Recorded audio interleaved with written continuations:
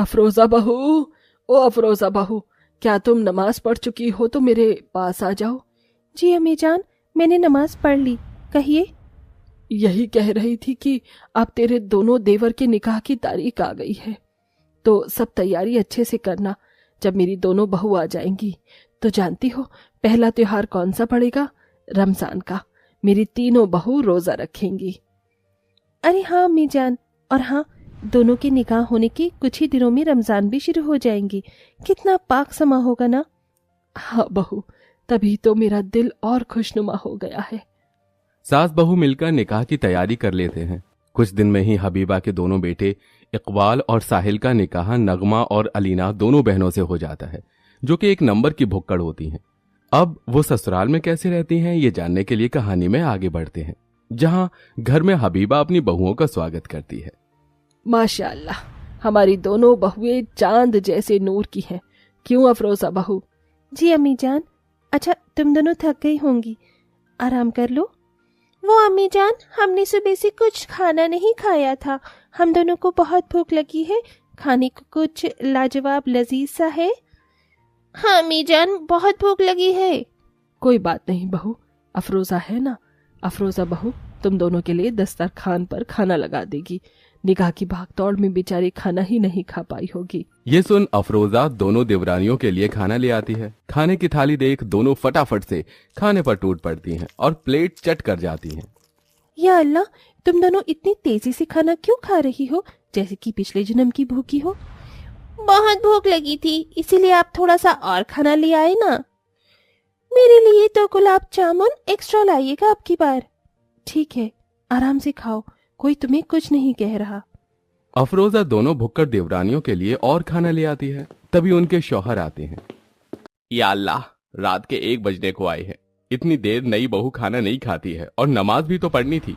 मैंने तो अपनी पढ़ ली, जल्दी खाओ और सोने चलो। हाँ लीना, खाकर समय से आना। जी बस थोड़ी देर में आए। फिर दोनों देवरानियां खाना खाकर अपने कमरे में चली जाती हैं। अगले दिन दोनों देर तक सो रही थीं कि हबीबा नगमा के दरवाजे पर आकर खटखटाती है। अरे नगमा बहू, उठ जाओ, सुबह का समय हो गया है। नगमा, नगमा उठ जाओ नगमा। अरे अम्मी जान कमरे के बाहर ही हैं। अरे अभी मुझे और नींद आ रही है इकबाल जी, थोड़ा सा सो नहीं सकती? अरे ससुराल में पहले दिन कौन सोता है, चलो उठो। नगमा बहू, तो उठी नहीं क्या? तभी दरवाजा खोलकर नगमा कहती है, अस्सलाम वालेकुम अम्मी जान, अभी अभी आँख खुली, कल से जल्दी उठ जाऊंगी। ठीक है, वालेकुम अस्सलाम। एक तरफ नगमा भी तैयार हो गई थी और अलीना भी उठकर आ गई थी। दोनों को हबीबा रसोई में खाना बनाने भेजती है, लेकिन वो बनाने की जगह वहीं खड़े होकर पकौड़े चाय वगैरह खाने लगती हैं। हाँ अलीना, मन कर रहा है और पकौड़े खा जाऊं, तुम भी खाओ। हाँ हाँ, मैं तो खा ही रही हूँ। चाय के साथ जब हमें बाहर भी ले जाना है, कहीं अम्मी जान या बाजी ने देख लिया तो। अरे अभी नहीं आ रहे, एलिना खा लो जल्दी से, पता है ना कितनी भूख लगती है हम दोनों को। हाँ हाँ, भुक्कड़ जो है हम। ये बोलते ही दोनों एक तरफ पकौड़े छानती हैं तो दूसरे हाथ से खाना खाने लगती हैं। इतने में अफरोजा आ जाती है और देवरानियां मुंह में पकौड़े दबा लेती हैं। अरे देवरानी जी, आप यहाँ क्या कर रही हैं? क्या बनाया है? अच्छा पकौड़े, तो आप बाहर लेकर क्यों नहीं आई? फिर नगमा जल्दी से झुककर पकौड़ा खत्म करके उठती है। वो बाजी बस ला ही रहे थे बनाकर। हाँ बाजी। फिर दोनों देवरानियां बाहर पकौड़े बनाकर ले जाती हैं, जिसे खाकर सबको अच्छा लगता है। और सबके उठने के बाद भी दोनों देवरानियां पेट भरकर चटनी से पकौड़े खाती रहती हैं। क्या हुआ बहू, तुम्हारी भूख अभी तक शांत नहीं हुई? हम सबने खाना खा लिया है, मैं यहाँ बैठ जाती हूँ, तुम्हें अकेला महसूस हो रहा होगा, और नई नई तो आई हो।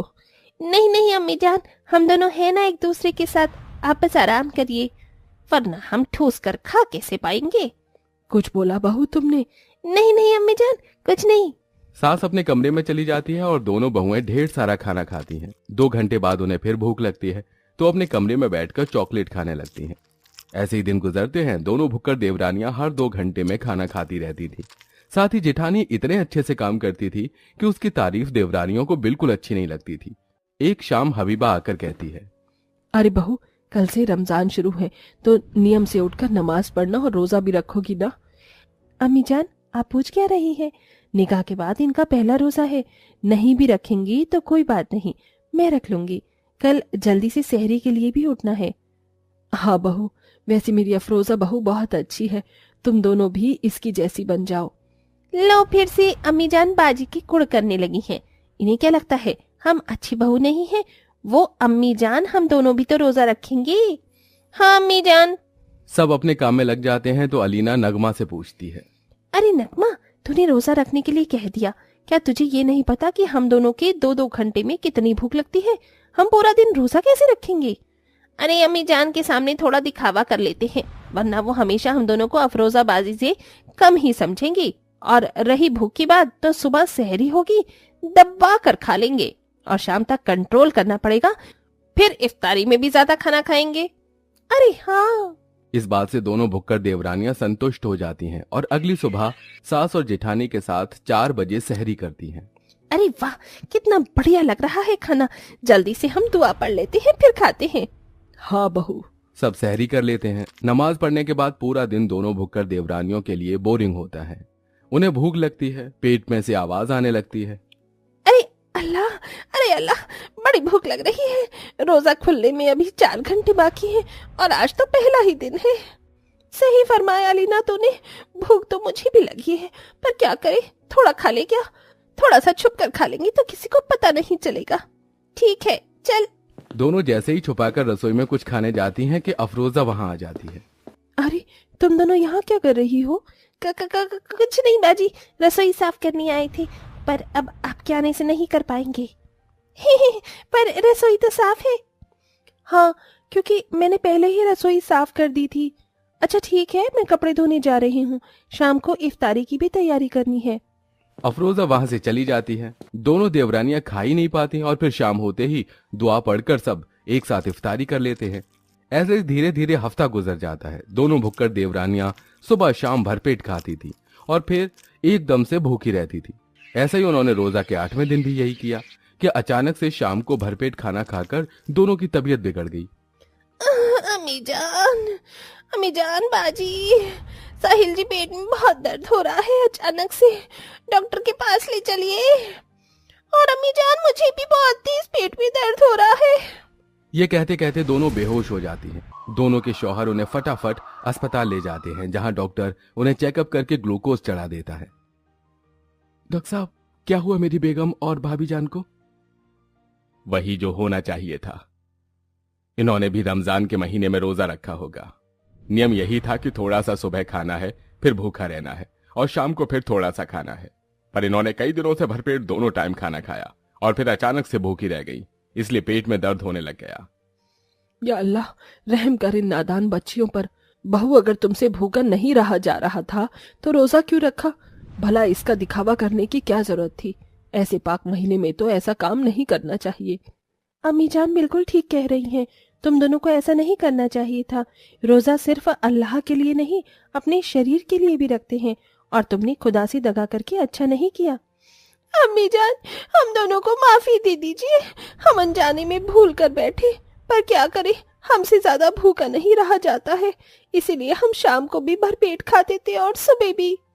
हाँ अम्मी जान, लेकिन हमें अपनी गलती का एहसास हो गया है, और जहाँ तक दिखावे की बात है तो वो हमें इसीलिए करना पड़ा क्योंकि आप जेठानी जी को ही अच्छी बहू मानती हैं।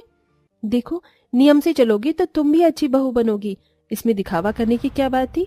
पर सारी पुरानी बात छोड़ो, अपनी सेहत अच्छी करो। शुक्रिया बाजी। दोनों भुक्कड़ देवरानियों को अपना सबक मिल जाता है। इसके बाद वो ठीक होकर पूरे मन और नियम से रोजा रखती हैं, जिसके बाद हबीबा भी उनसे खुश रहती है।